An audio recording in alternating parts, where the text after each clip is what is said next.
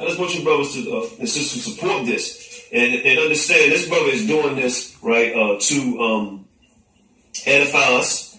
We need to know these things, and the brother actually get classes on this, right? He get classes on this, and we need to help the brother through this. When the brother give classes, he has to research. He's buying books and he's studying. If you could reach over and give me a couple of them books there, brother. I want people to understand something here. Is that this is a Black Laws Dictionary, right?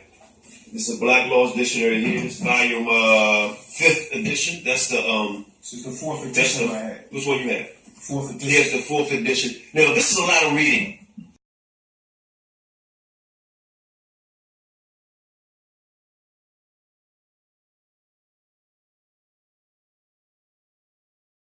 We're gonna basically, again, I want to reiterate to show you how.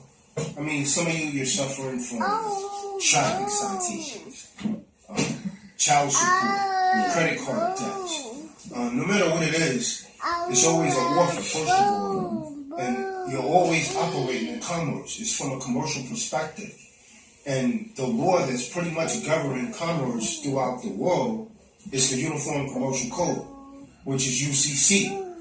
And basically, that's the law of motion. That's the old way of referring to it.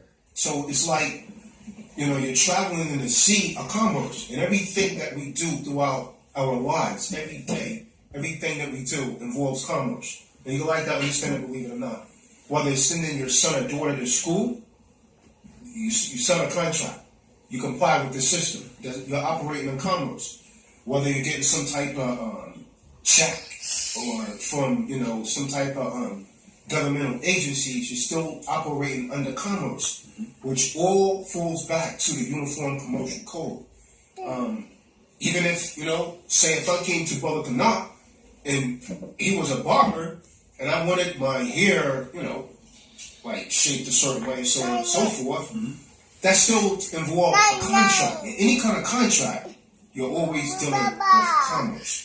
And all of these contracts, we're going to actually essentially start to begin looking at them as offers. Like when someone tries to get you involved with a contract, it's always an offer. So you always have a choice of what you could actually do. And there's basically only 4 doors that you could go through in any commercial presentment. In any kind of contract, there's only 4 doors that you could go through. 2 of them, you stay in honor, which means you're winning. And the other 2 is you'll go in dishonor. Now, to be in dishonor, you can just ignore it. You go into what is known as acquiescence. And there was. If you ignore it, you go in dishonor. And something bad's going to happen to you. You're going to pay a fine, or you're going to do some time.